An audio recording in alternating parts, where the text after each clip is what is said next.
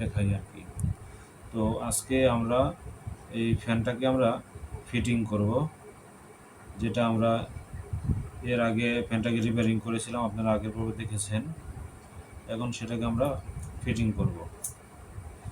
তো আপনারা আমাদের চ্যানেলে যদি একটু সাপোর্ট দেন, সাবস্ক্রাইব করেন, তাহলে আমাদের জন্য খুবই উপকার হয়। আশা করি আমাদেরকে আপনারা সাবস্ক্রাইব করবেন। এখন এই যে ভিতরে বেয়ারিং লাগানো আছে, তো এর মধ্যে আমরা আর্মেচারটাকে বসিয়ে দেব। আমাদের চারিদিকে ফ্রি রাখতে হবে, নাহলে এবার দেখা যায় এর সাথে যদি ঘষা লাগে,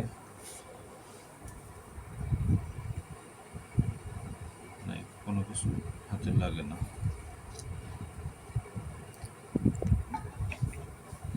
এটাকে এখানে বসায়া আমি ভিডিওগুলো অনেক কষ্ট করে তৈরি করি। আপনারা যদি আমার ভিডিওগুলো একটু করেন,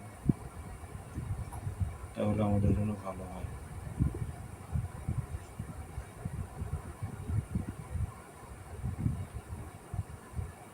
আমার একটি আশা বা স্বপ্ন বলতে পারেন, যে সেটা হলো যে এই যে আমি চোখে দেখি না, তারপরে এই কাজগুলো আমি করতেছি প্রায় অনেক বছর হলো।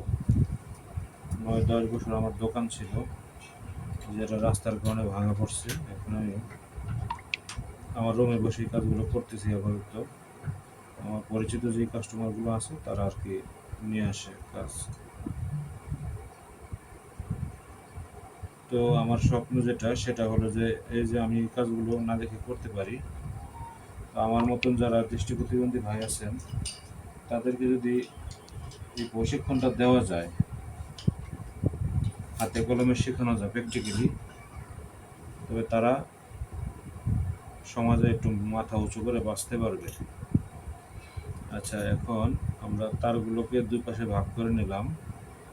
এখন আমরা এখানে করলাম, যেন হাতুড়ির বাড়ি খেয়ে তারগুলো কেটে না যায়, জন্য দুই পাশে বের করে নিলাম। এখন আস্তে আস্তে আমরা এটাকে পেয়ারের মধ্যে বসিয়ে দেব। সোজা বাড়ি দিতে হবে, যেন টানে ভাবে কাত না হয়। কাত হলে জিনিসটা ফ্রিভাবে ঘুরতেছে। আচ্ছা, আমাদের নিজের পাটু লেগে গেল। এখন আমরা তারগুলোকে আবার উপর দিকে উঠাইয়া দিই। যেহেতু আমরা চোখে দেখি না, আমি চোখে দেখি না, এই জন্য আমার তারগুলোকে চিহ্ন দিয়ে রাখতে হয়, যেন প্যাঁচ না লেগে যায়।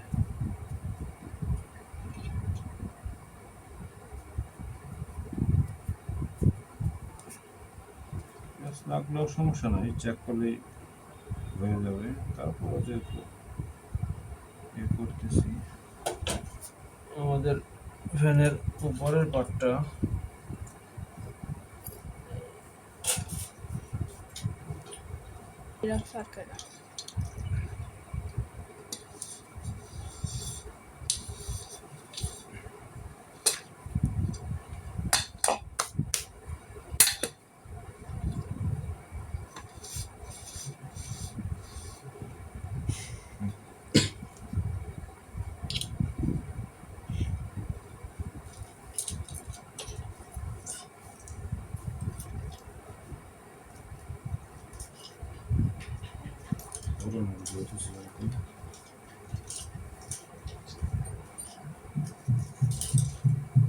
মাঝে মাঝে মন চাই নিজে হারাই। এখন আমরা উপরের পাটটা লাগাবো। তো উপরের বেয়ারিং এর ভিতর দিয়ে তারগুলোকে আগে ঢুকিয়ে দেই। তারগুলোকে ঢুকিয়ে দেওয়ার পরে এটা এখানে বসিয়ে দিলাম। এখন ফ্যানের বডির যে উপরের পাটের ছিদ্র আছে আর নিচের পাটের যে গাঁটটা আছে, সেখানে আমরা এই নাটটা লাগিয়ে দিলাম, যেন জিনিসটা সোজা থাকে, ডানে বামে ঘুরে না যায়। আমাদের ভিডিওগুলো একটু বড় হয়, কেননা আমি যেহেতু চোখে দেখি না, আমার কাজ করতে একটু সময় লাগে, কিন্তু আল্লাহর মতে কাজ ভালো করেই করি, সুন্দর করে করার চেষ্টা করি। এখন আমরা এই বুশটাকে এখানে বসিয়ে এটার মধ্যে বাড়ি দেবো যেন উপরের পাটটা বসে যায়।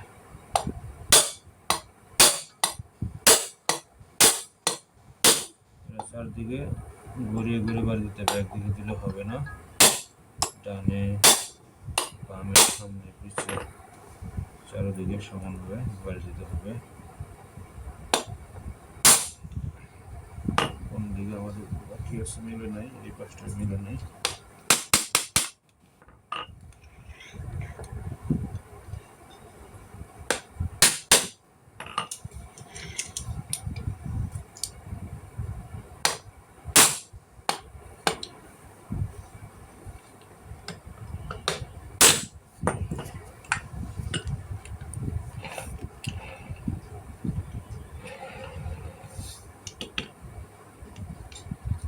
দেখতে পারলেন যে ফ্যানটা ফিটিং হয়ে গেল। বডির যে নাটটা আছে সেটা লাগাবো। ম্যাগনেট থেকে নাট 3টা নিয়ে নিলাম, এখানে লাগিয়ে দিই।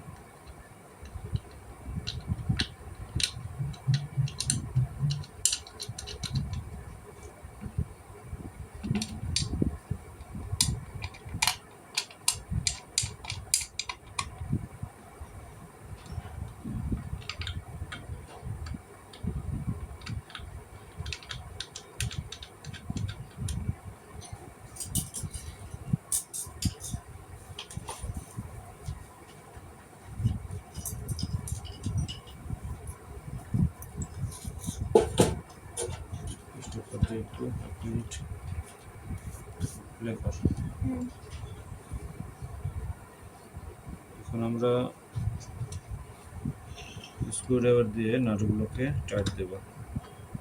একদিকে আগে সম্পূর্ণ টাইট দেব না, অল্প অল্প করে ঘুরিয়ে ঘুরিয়ে টাইট দেবো চারদিকে, যেন একদিকে টাইট বেশি হলে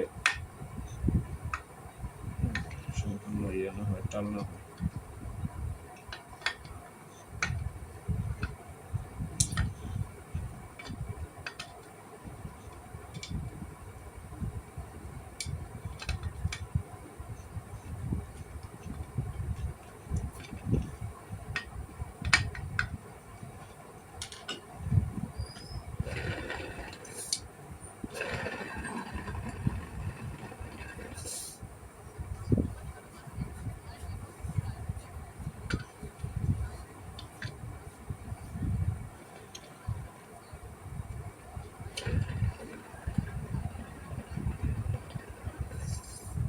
বেয়ারিংটা একটু শব্দ করে, যেহেতু কয়েলের কন্ডিশন বেশি ভালো না, এই জন্য বেয়ারিং চেঞ্জ করলাম না, কারণ বেয়ারিং চেঞ্জ করে এখন অযথা খরচ বাড়ায় লাভ নেই।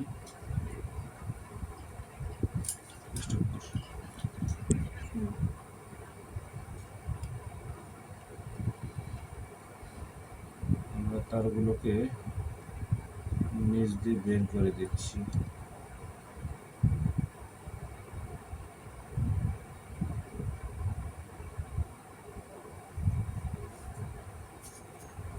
আমার সেরকম কোনো ইলেকট্রিক কাজ শেখার মতন সেরকম কোনো অবস্থা নেই।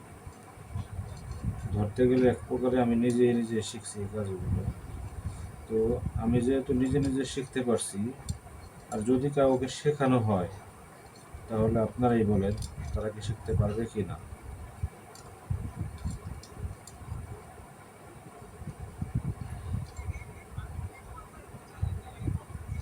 তো এটাই আমার চাওয়া, যদি কোনো প্রতিষ্ঠান বা সমাজসেবা অধিদপ্তর আছে, প্রতিবন্ধী উন্নয়ন ফাউন্ডেশন আছে, ওনারা যদি এরকম একটা সুযোগ করে দেয়, প্রতিবন্ধী ভাই যারা আছে তাদেরকে শেখানোর মতো, তাহলে আশা করি তারা হয়তো আমার চেয়েও ভালো করতে পারবে, এরকম আমি আশা করি।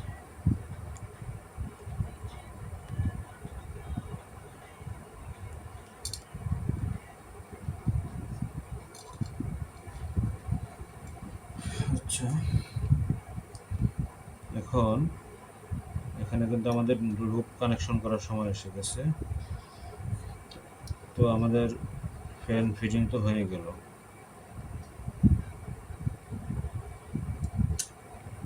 তো পরবর্তী পার্টে আমরা কিভাবে আমরা ক্যাপাসিটর কানেকশন করব ইনশাআল্লাহ সেটা দেখাবো। আজকে এ পর্যন্তই, ভালো থাকবেন।